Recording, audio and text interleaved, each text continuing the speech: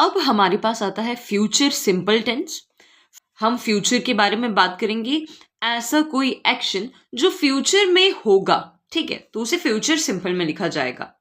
इसके स्ट्रक्चर में पहले सब्जेक्ट रहता है, देन विल और शैल रहेगा, देन वर्ब की बेस फॉर्म रहेगी। देखिए स्टूडेंट्स, क्योंकि विल और शेल बेसिकली होता है मॉडल, और मॉडल्स का लेक्चर अगर आप मेरा वापस से देखें तो अगर आपको याद होगा, विल और शेल एक मॉडल है। मॉडल के साथ हमेशा जो वर्ब लगता है वो बेस फॉर्म का लगेगा, राइट, और उसके साथ लग जाएगा ऑब्जेक्ट। तो इस तरीके से हम प्रेजेंट सिंपल को लिखेंगे, ठीक है। अब विल और शेल लगाने का कोई ऐसा नहीं है कि सिंगुलर होगा तो विल लगेगा या प्लूरल होगा तो शेल लगेगा, ठीक है। नॉर्मली हम आई और वी जैसे सब्जेक्ट्स के साथ नॉर्मल केसेस में लगाते हैं शेल, और बाकी वाले सब्जेक्ट्स के साथ जैसे यू, ही, शी एटसेट्रा वाले वर्ड्स के साथ हम लगाते हैं स्टूडेंट्स विल, ठीक है। नॉर्मली आई और वी के साथ शेल लगता है और बाकी वाले सब्जेक्ट्स के साथ विल लगता है। जैसे I dash my friend tomorrow, कल मैं अपने फ्रेंड को मिलने वाली हूं, तो यहां पे क्या लिखा है, मीट, तो यहां पर बन जाएगा I will meet my friend tomorrow. यहां पर I shall meet my friend tomorrow भी लिख सकती थी, और विल या शेल यहां पर हो जाएगा हमारे पास हेल्पिंग वर्ब, जो कि एक स्पेशल किस्म का हेल्पिंग वर्ब है। इस सेंटेंस को नेगेटिव बनाने के लिए हम यहां पर क्या कर देंगे, I will not meet my friend tomorrow. अब आपको इस चीज में कंफ्यूज नहीं होना है कि यहां पर मीट लिखा है, तो मैंने यहां पर मीट ही क्यों लिखा। देखो, जो ब्रैकेट में वर्ब जो दिया होता है ना, वो जनरली बेस फॉर्म ही होती है, तो विल या शेल के केस में आपको एज इट इज उसे यहां पर लगा देना है, ठीक है। और इंटरोगेटिव क्या बन जाएगा, will I meet my friend tomorrow. इस तरीके से हमारे पास जो सेंटेंस है वो फ्यूचर सिंपल में चेंज हो जाएगा। एक और एग्जांपल करके देख लेते हैं, you dash college next year, bracket में क्या लिखा है, ज्वाइन, अगले साल तुम कॉलेज ज्वाइन करोगे, तो हम क्या लिखेंगे, you will join college next year. Negative क्या बन जाएगा, you will not join college next year. Interrogative क्या बन जाएगा, विल यू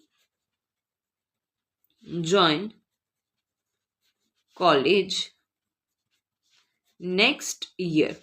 तो ये सिंपल सा तरीका है जहां पर हम फ्यूचर सिंपल वाले सेंटेंसेस को लिखेंगे। अब एक रूल है इसका, ये समझ लेना जरा। इस रूल में ये क्या कह रहा है कि अगर इफ लगा है सेंटेंस में और इफ के साथ सेंटेंस प्रेजेंट इंडेफिनिट होगा, तो आगे वाला सेंटेंस जो होता है वो फ्यूचर इंडेफिनिट में आता है। इफ वाला सेंटेंस अगर प्रेजेंट इंडेफिनिट होगा तो साथ वाला सेंटेंस फ्यूचर इंडेफिनिट हो जाएगा। जैसे आई शैल गो टू द मार्केट, मैं मार्केट जाऊंगी इफ इट रेन्स। देखो, इफ इट रेन्स, इफ के साथ इट रेन्स यानी कि प्रेजेंट इंडेफिनिट, तो मैंने यही वाला जो सेंटेंस था इसे मैंने किस में लिख दिया, फ्यूचर इंडेफिनिट में, शैल गो। या we shall move as soon as the taxi arrives, as, अब ऑब्वियसली यहां पर इफ वाला सेंटेंस तो नहीं लगाया है, लेकिन बोल रहा है कि ये काम होगा, कब होगा, जब ये वाला काम हो जाएगा। हमने पास्ट के केस में पढ़ा था कि अगर एक वाला क्लॉज पास्ट में लिखा होता है तो दूसरा वाला जो सेंटेंस होगा उसका कंपलसरी है पास्ट में होना, लेकिन ऐसा फ्यूचर के केस में नहीं होता। फ्यूचर के केस में स्टूडेंट्स हमारे पास अगर एक सेंटेंस प्रेजेंट में है तो दूसरा फ्यूचर में हो सकता है, ठीक है। तो मेन वाला सेंटेंस हमारा फ्यूचर में हो सकता है अगर रेफरेंस हमारे पास प्रेजेंट वाले टेंस का दिया हुआ है। अब चलते हैं फ्यूचर कॉन्टिन्यूअस पे।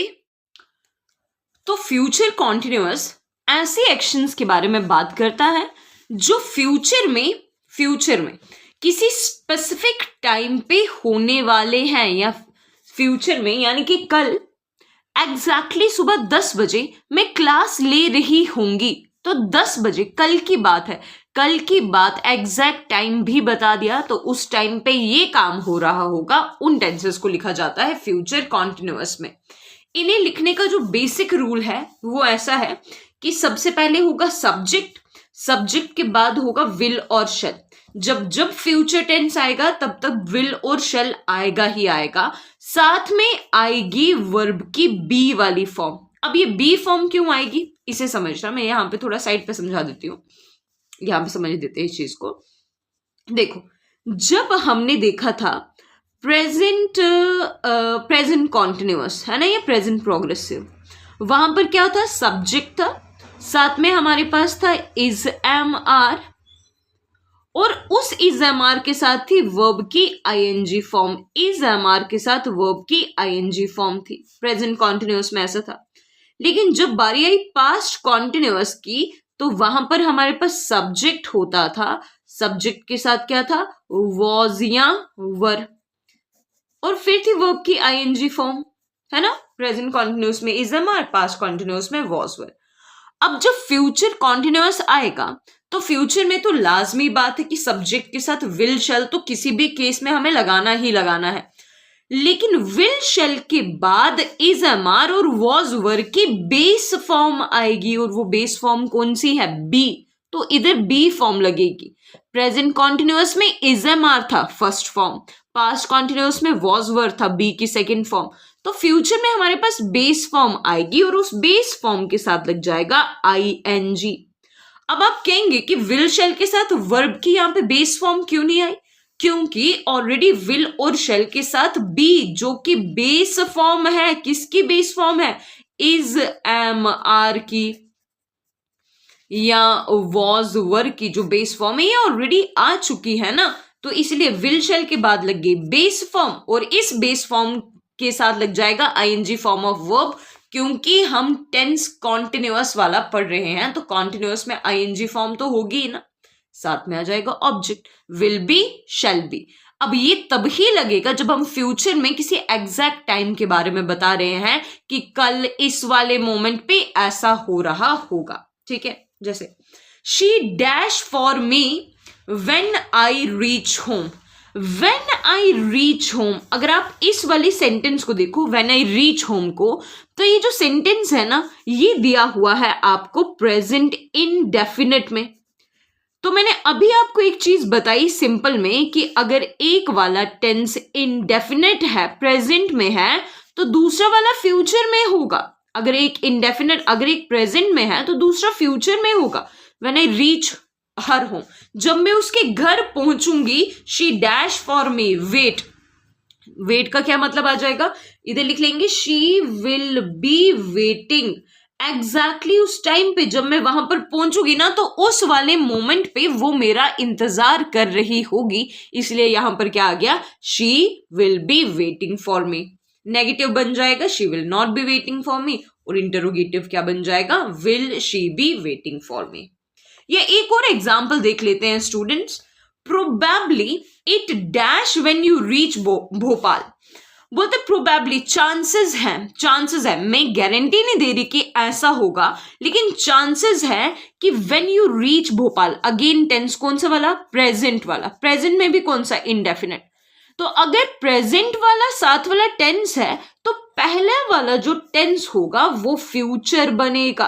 अब बोल रहे एग्जैक्टली कब, उस टाइम पे जब तुम भोपाल पहुंचोगे, उस टाइम पे बारिश हो रही होगी, तो इधर क्या आ जाएगा, it will be raining, it will be raining when you reach Bhopal, वहां पे बारिश हो रही होगी, नेगेटिव आ जाएगा। Probably it will not be raining, मतलब जब आप पहुंचोगे वहां पर तो तब बारिश नहीं हो रही होगी। एक और एग्जाम्पल देख लेते हैं, Rahul dash movie on television now, Rahul dash movie on television now. अगर मैं सिर्फ देखो इतना सा सेंटेंस दिया हुआ है, इस वाले सेंटेंस में कहीं पर भी पता नहीं लगता कि ये फ्यूचर का टेंस है।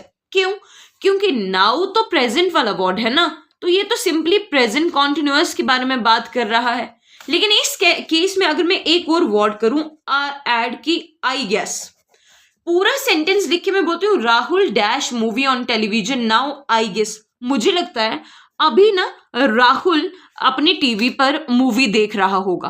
तो मुझे लगता है, मैं गेस कर रही हूं। जब भी हम चीजों को गेस करते हैं, जब मुझे एग्जैक्टली नहीं पता कि कौन सा, एग्जैक्टली आपको नहीं पता कि क्या काम होना है, जब आप चीजों को बस गेस करते हो कि ऐसा हो रहा होगा, वैसा हो रहा होगा, तो उस वाली टेंस को भी फ्यूचर में ही लिखते हो, है ना। और बात भी तो अभी की हो रही ना, अभी के टाइम पे मेरा अनुमान ये है कि वो मूवी देख रहा होगा, तो इधर क्या आ जाएगा, विल बी वॉचिंग। यानी कि जब भी किसी चीज को गेस किया जाता है, जब भी किसी चीज को गेस किया जाता है, तो उसे प्रेजेंट में नहीं लिखना है, ना ही पास्ट में लिखना है, आपको उसे फ्यूचर में लिखना है, ठीक है। ये देखिए, ही surely dash if you visit his room now, अगर तुम अभी उसके कमरे में जाओगे ना, तो वो श्योरली भी बता रही हूँ, श्योरली स्मोक कर रहा होगा, तो मैं क्या बोलूंगी, he shall be smoking, he shall be smoking, क्योंकि ब्रैकेट में वर्ब जो था वो स्मोक था, तो इसलिए मैंने इसकी बेस फॉर्म लगा दी और लिख दिया शैल बी स्मोकिंग। अब जब श्योरली वाला वर्ड यहां पर ऐड हुआ है, तो यहां पर हम क्या लगा देंगे, शैल बी। आपको प्रेजेंट कॉन्टिन्यूअस बताया था, तो मैंने कहा था कि प्रेजेंट कॉन्टिन्यूअस का इस्तेमाल फ्यूचर अरेंजमेंट के लिए भी हो सकता है, कि है ना, फ्यूचर में ये काम होने वाली है, तो वहां पर भी हम प्रेजेंट कॉन्टिन्यूअस का इस्तेमाल कर सकते हैं। जैसे मैं अगर ये बोलूं कि I am going to the party tonight, आज रात की बात है, मैं जाऊंगी, मैं यहाँ जाने वाली हूं आज रात को पार्टी में, राइट। वहां पे फ्यूचर अरेंजमेंट मतलब प्रेजेंट कॉन्टिन्यूअस का इस्तेमाल हो रहा है यहां पर। वहीं पे मैं यहां पर ऐसे भी लिख सकती थी कि I will be going to the party tonight, तो वहीं हम यहां पर सेंटेंस को ऐसे भी लिख सकते थे। फर्क दोनों में इतना है कि फ्यूचर, जब मैं इसे फ्यूचर के एक्शन को प्रेजेंट कॉन्टिन्यूअस के साथ जता रही हूं ना, तो इसका मतलब ये है कि ये काम ऑलरेडी डिसाइड हो चुका है और ऐसा काम अब फ्यूचर में होगा ही होगा, कि फ्यूचर में अब मैं पार्टी आज शाम को करूंगी ही करूंगी, या पार्टी में जाऊंगी ही जाऊंगी। लेकिन I will be going to the party tonight में स्टूडेंट्स कहता है कि इसके कंपैरिजन में ये उतना श्योर नहीं होता, ये बताता है कि भाई ऐसा काम है, मतलब कि डिसाइड तो हुआ है, लेकिन ये कंप्लीट हो पाएगा या नहीं हो पाएगा, उसके 50% चांसेस हैं, ठीक है। तो वहां सेंटेंसेस में आप फ्यूचर कॉन्टिन्यूअस भी इस्तेमाल करते हो और आप प्रेजेंट कॉन्टिन्यूअस का भी इस्तेमाल कर सकते हो। फ्यूचर परफेक्ट में हम ऐसे एक्शंस के बारे में बात करते हैं जिनके लिए खास करके हम एज्यूम करते हैं कि देखो ऐसा कोई एक्शन हुआ है, तो तुम्हें तो उस चीज के बारे में पता ही होगा। यहां पर भी गेस ही हो रहा है कि फ्यूचर में, या तो दो मीनिंग हो सकते हैं फ्यूचर परफेक्ट के, कि ऐसा काम फ्यूचर में ना, कि इस टाइम पे ऐसा काम हुआ होगा, उस टाइम पे ये काम हुआ होगा, मतलब उस टाइम तक ये काम हो चुका होगा, तो फ्यूचर परफेक्ट। या फिर हम एज्यूम करें कि भाई तुम्हें तो उस चीज के बारे में जरूर पता ही होगा, तब भी फ्यूचर परफेक्ट लगाना है। यहां पर हमारे पास सब्जेक्ट होता है, अगेन फ्यूचर टेंस है तो विल शैल लगाना कंपलसरी, और विल शैल के बाद होता है परफेक्ट बनाने के लिए हैव के साथ वर्ब की थर्ड फॉर्म। देखो ये एक्स्ट्रा फ्यूचर के लिए ना विल शैल एक्स्ट्रा ऐड करना ही करना है, साथ में लगाना है हैव और फिर लगाना है थर्ड फॉर्म। ये जो हैव होता है ना, हमने ऑलरेडी देखे हैं हैज और हैव, हैज और हैव हमने देखा था, हैज और हैव कहां पे इस्तेमाल हो रहा था, प्रेजेंट परफेक्ट में। एंड देन जब हम पास्ट परफेक्ट में गए थे तब क्या आया था, हैड। इन सब के बेस फॉर्म, परफेक्ट वाले हेल्पिंग वर्ब की बेस फॉर्म क्या है, हैव। तो इस हैव का इस्तेमाल हम विल शैल के साथ करेंगे, देन वर्ब की होगी थर्ड फॉर्म। देखो, she dash already dash food when I reach home, जब मैं घर पहुंचूंगा उस टाइम तक उसने ऑलरेडी, ऑलरेडी वाला वर्ड हमें परफेक्ट के बारे में बताता है कि कोई टेंस जो भी है वो परफेक्ट ही होगा। अगर परफेक्ट टेंस परफेक्ट का ऑलरेडी पता दे रहा है और व्हेन आई रीच होम ये प्रेजेंट टेंस है, प्रेजेंट के साथ वाला टेंस तो हमेशा क्या होगा, फ्यूचर। तो यहां पर क्या आ जाएगा, she will have already dash food, क्या क्या होगा खाने को, प्रिपेयर। तो यहां पे क्या लिखेंगे, प्रिपेयर्ड फूड। या I dash this essay by tomorrow morning, by tomorrow morning, ये जो बाई वाला वर्ड है ना, इसका इस्तेमाल भी परफेक्ट टेंसेस के लिए किया जाता है। और टुमारो मॉर्निंग तो अभी आने को है, यानी कि फ्यूचर के बारे में बात हो रही है, तो फ्यूचर भी बन गया, परफेक्ट भी बन गया। तो इधर क्या आ जाएगा, आई विल हैव, कंप्लीट है तो क्या बन जाएगा, कंप्लीटेड, कंप्लीटेड। नेगेटिव इसका बन जाएगा कैसे, I will not have completed this essay by tomorrow morning, so on। ठीक है, और इंटरोगेटिव कैसे, will I have completed।